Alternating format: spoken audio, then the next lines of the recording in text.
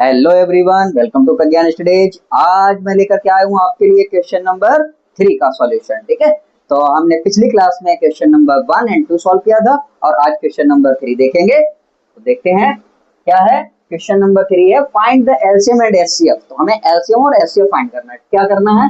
Of following integers, दिए गए integers का applying the prime factorisation method. Prime factorisation method का यूज करके हमें इनका एलसीएम एचसीएफ फाइंड करना है। ठीक है, तो आप छोटी क्लासेस में भी करते रहे वो काम और वो फिर से करना, तो बहुत ही इजी क्वेश्चन है। ठीक है, तो देखते हैं पहला क्या है। 12, 15 एंड 21। तो हम इनका फैक्टराइजेशन कर लेंगे। पहले आप देखेंगे 12 का फैक्टराइज करेंगे। 12 2 6 टाइम कटेगा ये, फिर ठीक है, फिर 2 से काट देंगे इसको 3 टाइम, फिर 3 से काट देंगे 1 टाइम। ठीक है, इसके बाद में ये 15 का फैक्टराइजेशन कर लेंगे। 15 ये 3 से कटेगा, 3 5 जा 15, 5 से काट देंगे 1 टाइम। ठीक है, इसके बाद में आप देखेंगे ये 21 को फैक्टराइज कर लेंगे। ये 3 7 जा 21, फिर 7 1 जा 7। ठीक है, तो ये इनके फैक्टर्स आ जाएंगे। आप लिख लेंगे इनके फैक्टर्स। 12 के फैक्टर्स क्या है? 2 2 3, 2 2 3। फिर 15 के फैक्टर्स लिखेंगे आप 3 इंटू 5। ठीक है, फिर आप लिखेंगे किसका? 21 के फैक्टर्स। ठीक, तो 21 के फैक्टर्स में आपका हो जाएगा 3 इंटू 7। तो अब देखेंगे पहले इनका एलसीएम और एचसीएफ। ठीक, तो आप एचसीएफ पहले लिख लेंगे। एचसीएफ लिख लीजिए। देखिए एचसीएफ में जो तीनों में कॉमन होता है, ठीक है, हाईएस्ट कॉमन फैक्टर 1 2 3। ठीक है, तो ये तीनों में है 3 3। ठीक है, तो ये हम 3 इसका एचसीएफ हो जाएगा 3। ठीक है, अब हम देखेंगे इसका एलसीएम क्या होगा।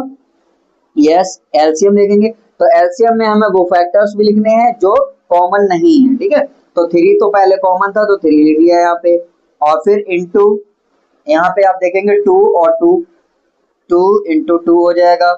फिर इसमें देखेंगे आप कितना 5 5 हो जाएगा। फिर कितना 7 7 हो गया। ठीक है, तो ये हो जाएगा इनका। अब इसका एलसीएम देखेंगे, मल्टीप्लाई करके निकाल देंगे। ठीक है, तो 3 2 जा 6, 6 2 जा 12, 12 5 जा कितना हो जाएगा 60, और 60 का 7 मल्टीप्लाई कर देंगे 420 आंसर आ जाएगा। ठीक है, इसका ये हो जाएगा इसका सॉल्यूशन। ठीक है, अब सॉरी, नेक्स्ट देखेंगे इसका सेकंड का। तो यहाँ पे पहले फिर से वैसे ही करेंगे।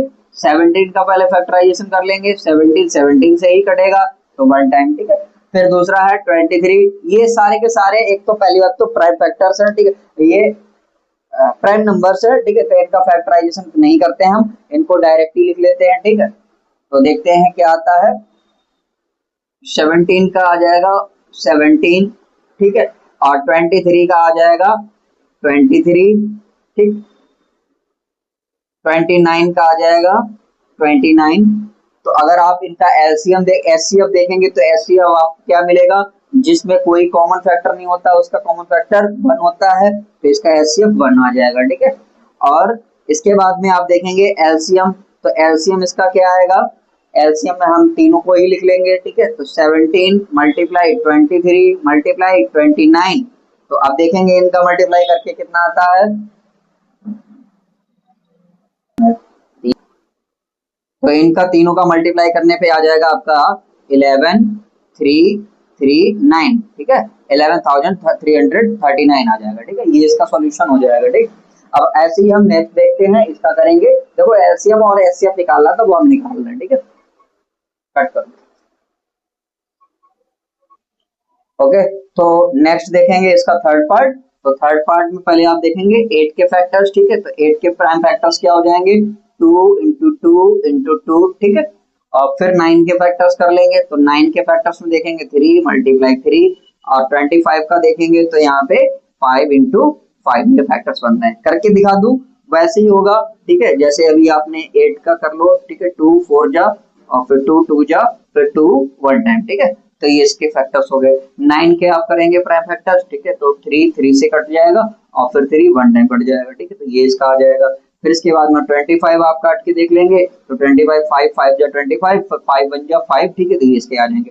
अब इसके बाद में आप देखेंगे एचसीएफ क्या मिल रहा है हमें। ठीक है, तो एचसीएफ क्या 2 इधर है? नहीं है। 3 नहीं है, 5 नहीं है, तो इसका कुछ भी कॉमन नहीं है। ठीक है, तो ऐसे में हम इनका एचसीएफ 1 ले लेंगे। और एलसीएम देखेंगे कि एलसीएम कितना आ जाएगा।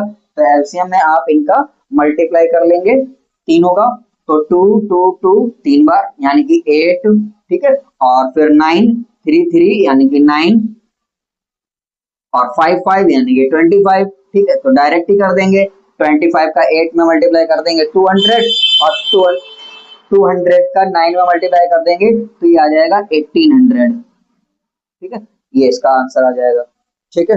ये हो गया इसका क्वेश्चन नंबर 3 का सॉल्यूशन हो गया, ये क्वेश्चन नंबर 3 का।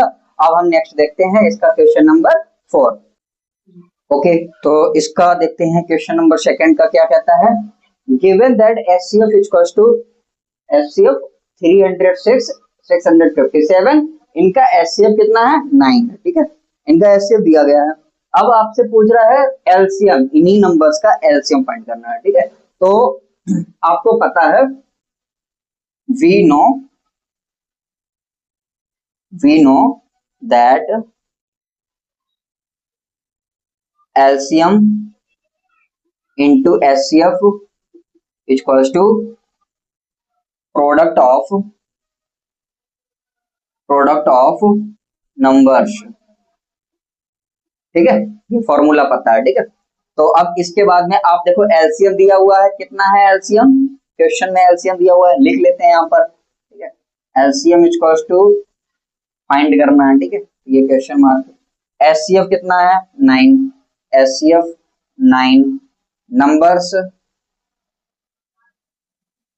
नंबर्स क्या है 306 और 657, ठीक है। तो यहाँ पे हम सॉल्यूशन करते हैं, देखते हैं LCM कितना था, LCM पता करना, तो LCM को LCM लिख लेंगे इनटू HCF कितना है 9, ठीक है। और प्रोडक्ट ऑफ नंबर्स तो इनका मल्टीप्लाई करके लिखेंगे 306 इंटू 657, ठीक है। इस तरह से हम नंबर्स को लिख लेंगे। अब हमें इसमें LCM फाइंड करना है, तो हम 9 को उधर भेज देंगे डिवाइड करने के लिए, 306 इंटू 657 और डिवाइड करने के लिए 9 नीचे आ जाएगा, ठीक है। तो आप इसमें डिवाइड करवा देंगे देखेंगे इसमें डिवाइड करवा के, तो ये हो जाएगा आपका 9 वन टाइम चला जाएगा, ठीक है। और 9 को 306 को काटेंगे तो ये 9 3 जा 27, यहाँ पे 3 इसमें शिफ्ट कर देंगे 36 हो जाएगा, 9 4 जा 36, ये आ जाएगा 34, ठीक है। 34 और मल्टीप्लाई बाई 657। तो इसके बाद में इनका हम मल्टीप्लाई करके देखेंगे, तो इनका मल्टीप्लाई करके देखेंगे तो ये आ जाएगा 22338 आ जाएगा, ठीक है। इसका आंसर ये आ जाएगा, ये हमारा क्या आ जाएगा LCM आ जाएगा, ठीक है। तो इसका ये सॉल्यूशन हो जाएगा, इस तरह से इसका सॉल्यूशन होगा। और आज के लिए मैं इतना ही रखता हूँ, ठीक है। नेक्स्ट क्वेश्चन हम देखेंगे इसका नेक्स्ट क्लास में। और अगर आपको क्लास समझ में आई हो तो हमारे चैनल प्रज्ञान से जुड़े रहें और सब्सक्राइब करें और ज्यादा से ज्यादा शेयर भी करें, ठीक है।